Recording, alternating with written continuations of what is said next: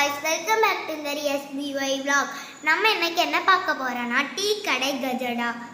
அது வீட்லயே செய்யலாம். வாங்க பார்க்கலாம். அதுக்கு தேவையான ingredients. முதல்ல 1 கப் மைதா மாவு, 1/2 கப் sugar, 2 ஸ்பூன் அரிசி மாவு, அதே மாதிரி 2 ஸ்பூன் ரவை, அப்புறம் 1 முட்டை, அப்புறம் சால்ட், சோடா, உப்பு, 4 ஏலக்காய். இப்போ நம்ம மிக்ஸி ஜாரில் 1/2 கப் சுகர்,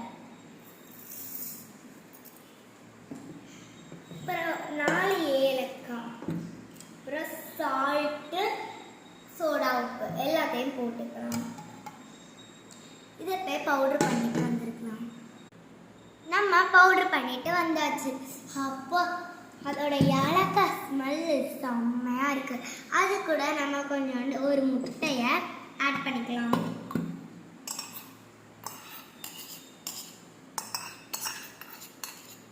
அதையும் போய் அரைச்சிட்டு வந்துடலாம். முட்டையும் சேர்த்து அரைச்சிட்டு வந்தாச்சு. இப்போ நம்ம இந்த பவுலில் 1 கப் மைதா மாவு, 2 ஸ்பூன் ரவை,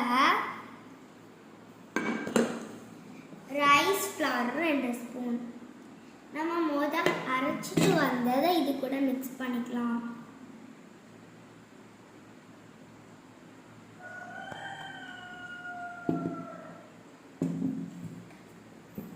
அது நான் இப்போ நெய் சேர்க்கிற போகிறேன். ஆப்ஷனல் தான், நீங்கள் உங்களுக்கு வேணும்னா கொஞ்சம் ஆயில் கூட சேர்த்துக்கலாம். உங்களுக்கு பசையும் போது தண்ணி வேணா தண்ணி சேர்த்துக்கோங்க, அதாவது பால் ஊற்றிக்கோங்க. நான் இப்போ எல்லாம் சேர்த்து மிக்ஸ் பண்ண போகிறேன். மிக்ஸ் பண்ணிக்கலாம்.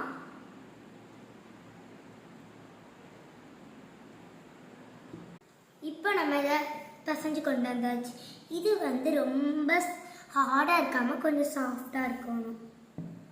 நம்ம இப்போ பசைஞ்சதை பால் மாதிரி உருட்டி எண்ணெயில் போட்டு பொரிச்சிக்கலாம்.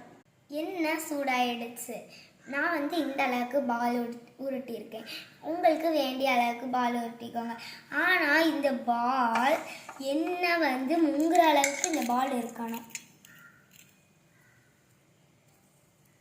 இதை பொரிச்சு எடுத்தாலே அவ்வளோதான்.